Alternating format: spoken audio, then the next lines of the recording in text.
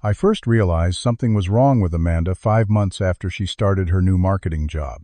We had been happily married for 5 years, our relationship built on trust, communication, and shared dreams. But suddenly, she was coming home with strange ideas, criticizing our lifestyle, and spending less time with me. Her colleagues, especially Jessica, seemed to have some kind of hold over her mind. I never imagined how bad it would get. Before I begin my story, let me know where you are watching from, and hit subscribe if you have ever felt someone you love slowly becoming a stranger.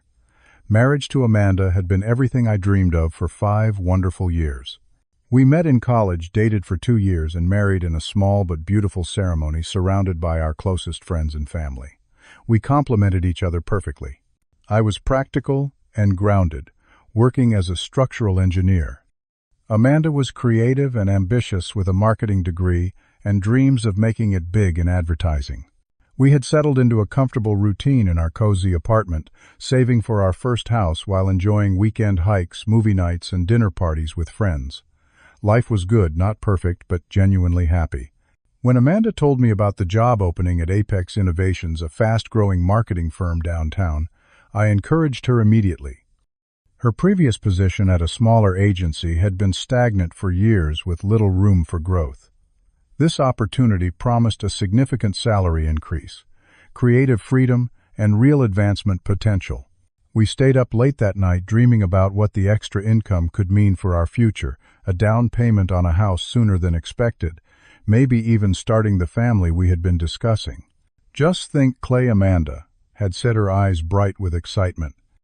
Next year at this time we could be painting a nursery in our own home. I can still remember how beautiful she looked in that moment, flushed with hope and possibilities. When Amanda got the job, we celebrated with an expensive bottle of wine we had been saving for a special occasion. She was ecstatic during her first few weeks, coming home full of stories about creative brainstorming sessions, innovative marketing strategies, and her impressive new colleagues. "Jessica is amazing," she would tell me, referencing her team manager. "She built her division from nothing. Everyone respects her so much." I was happy to hear about Tyler, who quickly became her closest work friend, and the other members of what they called the elite circle at Apex. Amanda explained how they were the top performers who pushed each other to excel. The positive changes were noticeable at first. Amanda seemed more confident, developing new skills and bringing home exciting ideas. I supported her, completely proud to see her growing professionally and gaining recognition for her talents. I even enjoyed the first company party I attended with her. Yes, there was something slightly odd about the intense way her colleagues spoke about their work, using phrases like marketing revolutionaries and consciousness raisers, but I brushed it off as typical corporate culture language. Looking back, I should have paid more attention when Jessica cornered me near the bar that night and said something that seemed innocent at the time but now haunts me. "Amanda is so lucky to have you, Clay. But she could achieve so much more if she were not held back." At the time, I just smiled politely, not recognizing the first red flag waving right in front of me. The first concerning changes started about 2 months into her new job. Amanda began coming home later, explaining she was attending circle meetings after work. These were supposedly team-building exercises, but they happened 3 or 4 nights a week. One Tuesday evening, when she finally arrived home, around 9, I had kept dinner warm for her. Instead of appreciating the gesture, she frowned at the pasta dish I had prepared. "You know, Clay, all that refined flour and dairy is basically poison for your system," she said, opening the refrigerator to make herself a green smoothie instead. I was taken aback. We had always enjoyed pasta nights, and Amanda had never shown any interest in special diets before. "Jessica says what we put into our bodies reflects our commitment to excellence," she explained when I questioned the sudden change. It was not just her eating habits. Amanda began dressing differently, spending money on expensive power clothes that Jessica recommended.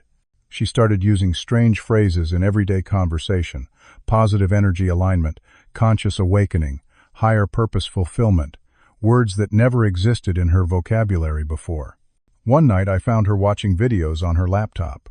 When I glanced at the screen, I saw a woman in an austere white outfit talking about detaching from energy vampires. Amanda quickly explained these were personal development videos Jessica had recommended to the team. "They help us break through our mental barriers to success," she said, in a tone that seemed rehearsed. Amanda began spending less time with our friends and her family. Sunday brunches with her parents were canceled because of mandatory meditation sessions. Game nights with our college friends were deemed low-vibration activities that she could no longer participate in. I was truly confused when I woke at 2 in the morning to find Amanda on the phone in our bathroom speaking in hushed tones. When I asked who would call so late, she vaguely mentioned work emergency and changed the subject. "Amanda, you have been acting differently lately." I attempted to broach the subject one evening. "Is everything okay at work? Is someone pressuring you?" Her reaction was immediate and defensive. "Nothing is wrong. I am finally growing into my potential. Maybe you should ask yourself why you are trying to hold me back from becoming my best self." The conversation ended there with Amanda retreating into cold silence. The final straw in this phase came when I had planned a special anniversary dinner at the restaurant where we had our first date. Amanda texted an hour before our reservation, "Cannot make dinner. Emergency circle meeting. Jessica says, it is crucial for my development. Do not wait up." That night, while sorting through our mail, I found a credit card statement showing a $2,000 charge to something called Transcendence Institute, with the description Personal Evolution Program Level 1. Amanda had never mentioned enrolling in any program, let alone one that cost that much money. I went to bed alone, staring at the ceiling, wondering what was happening to the woman I loved. The situation deteriorated rapidly over the following weeks. Amanda began openly criticizing not only my lifestyle choices, but my family values as well. We attended my parents' 30th wedding anniversary dinner, an event Amanda would have previously enjoyed. Instead, she spent the evening making subtly disparaging remarks about outdated relationship models and how conventional family structures restrict human potential. My mother, always sensitive to atmosphere, pulled me aside and whispered, "Is everything okay with Amanda? She seems like a different person." I had no good answer. The truth was I barely recognized my wife anymore. The real shock came when I accidentally found Amanda's journal on her nightstand. I know I should not have read it, but concern overrode my respect for her privacy. What I saw chilled me. Clay represents the old consciousness anchored in limitation. Jessica says attachments to limiting individuals prevent spiritual evolution. I need to consider if this relationship serves my highest purpose. There were pages of similar notes, all using terminology that seemed directly borrowed from Jessica. References to me holding back her potential and draining her energy filled the pages. When I suggested we might benefit from marriage counseling, Amanda scoffed. Jessica says therapists are just gatekeepers who prevent people from accessing their true potential. They keep you locked in old patterns. One night, Amanda announced she needed personal space for spiritual growth and moved her things into our guest bedroom. I was devastated, but still hoping this was a temporary phase that would pass. Things worsened when I accidentally saw messages between Amanda and Tyler discussing my resistance to change and how Amanda needed to be brave enough to shed the weight of her past. Tyler assured her that Jessica will guide you through the separation process when you are ready. Separation process. The phrase sent panic through me. I managed to track down Liam, who had worked at Apex but left abruptly 3 months earlier. Over coffee, he confirmed my worst fears. "That place is toxic, man," he told me. "Jessica does not run a marketing team, she runs a cult. She targets people with potential, isolates them from their support systems, then extracts money and loyalty. I left when they wanted me to attend a $10,000 retreat that required signing over power of attorney just in case of emergency.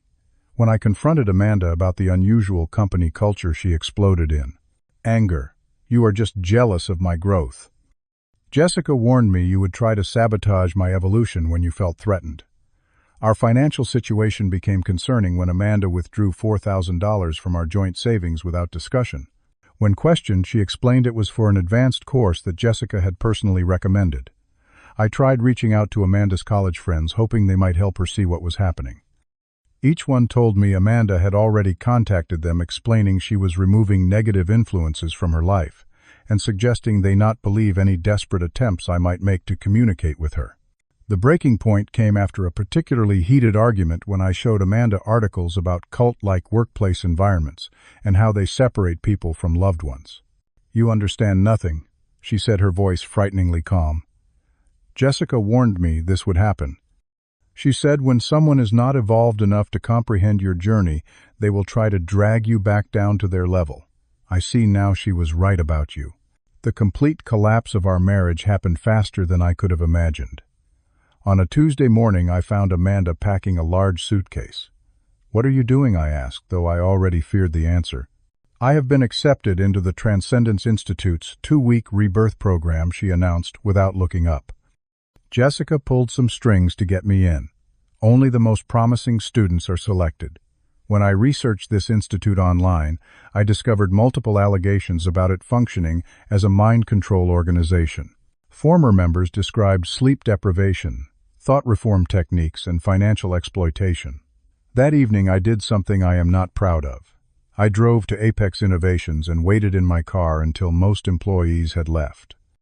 I knew Amanda was working late with the elite circle, and I needed to understand what was happening. Through an open window I could hear Jessica speaking to the small group gathered in the conference room. The ordinary people in your lives cannot comprehend your potential, she was saying. Sometimes total separation is necessary. Think of it as spiritual surgery, removing the cancer of mediocrity from your life. The Transcendence Institute will help you complete that separation. I froze as I heard her continue. The resources we gather from each of you help fund the greater organization. Your sacrifices, now financial and personal, serve the highest purpose. Those who resist, like your families and old friends, are simply not evolved enough to join us on this journey. What about those who have already invested significant amounts? Tyler asked. Clay has been questioning Amanda about the money. Jessica laughed coldly. By the time Amanda completes the rebirth program, she will be ready to make a clean break. The divorce paperwork is already prepared. We just need her to sign once her mind is properly aligned. I could not believe what I was hearing. This went beyond workplace influence into something sinister and calculated. 2 days later, Amanda announced she had filed for divorce. Jessica helped me see that you are a toxic presence in my life. The papers will be delivered tomorrow. I am keeping the car and half the house value. Jessica says it is the minimum I deserve for enduring years of spiritual suppression. When I tried calling Amanda's parents, her mother answered in tears. We have not spoken to Amanda in weeks, Clay. She sent us an email saying she needed space from our negative energy and that her new family at work understood her better. We are so worried. That night I discovered Amanda had transferred almost all our savings, nearly $40,000, to a new account I had no access to. When confronted, she simply stated, Jessica says financial liberation is the first step toward complete freedom. The final blow came when Amanda was packing the last of her things. Looking at me with eyes that seemed empty of the woman I had known, she said words, I will never forget.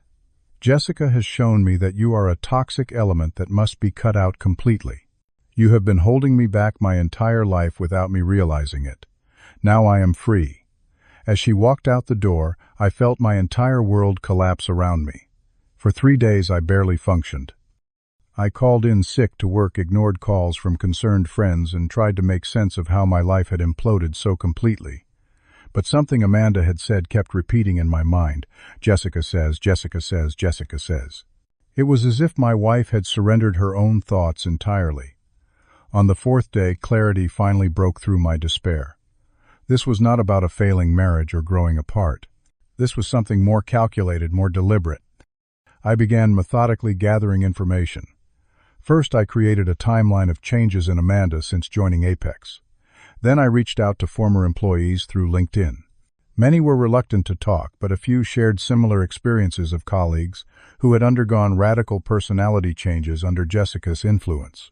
A breakthrough came when I connected with Diana, who had worked closely with Jessica before leaving abruptly last year. Jessica is not just manipulative. She is dangerous, Diana told me. I discovered she was using company resources to funnel money through these personal development programs. The Transcendence Institute kicks back 40% of all enrollment fees to her personally. Diana shared financial documents she had secretly copied before leaving, showing hundreds of thousands of dollars moving through shell companies connected to Jessica and the Institute. This was not just mind control, it was fraud on a significant scale. Armed with this information, I contacted a lawyer specializing in cult deprogramming and financial fraud. Together, we compiled a case file and took it to the authorities. The investigation moved quickly once financial crimes were established. Within 2 weeks, they had enough evidence to secure warrants. My decisive moment came when I learned that Amanda and several other Apex employees had been taken to the Transcendence Institute facility in a remote location 3 hours from the city. According to my lawyer, the 2-week rebirth program involved sleep deprivation, food restriction, and intense psychological pressure to separate participants from their former lives. I drove to the facility with 2 police officers, my lawyer, and a court order. The scene when we arrived was surreal. The institute was a large converted barn in the countryside with security cameras and locked gates that seemed excessive for a personal development center. When we entered with our legal paperwork, we found Jessica herself leading a session with about 20 people, including Amanda. They sat in a circle looking exhausted as Jessica spoke about financial detachment as spiritual freedom. The officers interrupted, presenting Jessica with a warrant for her arrest on charges of fraud, money laundering, and operating an unlicensed psychological facility. "These people are here voluntarily," Jessica protested as she was handcuffed. "Ask them yourself." But the spell was broken. As Jessica was led away, the attendees, Amanda included, seemed to awaken from a trance. Some began crying. Others looked around in confusion. Amanda saw me, and her eyes cleared for a moment, showing the first glimpse of her true self I had seen in months. "Clay, what is happening? Where am I?" The aftermath was complicated. The authorities discovered that Jessica had been running this scheme for years across multiple companies, accumulating nearly $2 million from employees she had manipulated. The elite circle at Apex was dismantled, with several members facing charges for their involvement. Recovery from such an experience does not happen overnight. For me, healing began with understanding. I joined a support group for families of cult victims, learning that what had happened was not unique or my fault. Amanda entered a specialized rehabilitation program for victims of coercive control. The psychological deprogramming was difficult, and she experienced significant trauma as she recognized how completely she had been manipulated. We met for coffee 3 months after Jessica's arrest. Amanda was still fragile but increasingly herself again. "I cannot believe what I did to us," she said, tears in her eyes. "It is like I was watching myself from outside my body, unable to stop. Every time I questioned anything, Jessica had an answer that made it seem like my doubts were the problem." While I had compassion for Amanda's experience, too much damage had been done to our relationship. We agreed to proceed with a divorce, but one based on mutual respect, rather than the hostile separation Jessica had engineered. I focused on rebuilding my life, finding unexpected purpose in creating a nonprofit organization dedicated to raising awareness about workplace psychological manipulation. We developed resources to help people recognize the warning signs of coercive control in professional settings. Through this work, I met Sophie, who had survived a similar experience with a different organization. Our shared understanding created a foundation for a genuine connection, though we both moved cautiously aware of our vulnerabilities. The most profound lesson I learned was about the subtle line between personal growth and manipulation. Genuine self-improvement empowers you while strengthening your authentic connections. True growth never requires you to abandon your core values or the people you love. I also learned the importance of critical thinking and questioning authority, even when it comes wrapped in appealing language about success and transformation. Today I can look back at that dark period with perspective. While I would never choose to relive that pain, it taught me resilience and discernment that have made me stronger. The boundaries between positive influence and manipulation can sometimes blur, and the most dangerous influences often begin with promises of improvement, success, and belonging. The key is to maintain your core identity and values, regardless of which path you choose. Have you ever had to fight to maintain your true self in a relationship or workplace? Let me know in the comments below. If you found this story helpful, please like and subscribe to help others recognize these dangerous dynamics. Share this video with someone who might need to hear that trusting their instincts is not resistance to growth, but protection of their authentic self. Thank you for listening, and remember, real personal growth brings people together. It never tears them apart.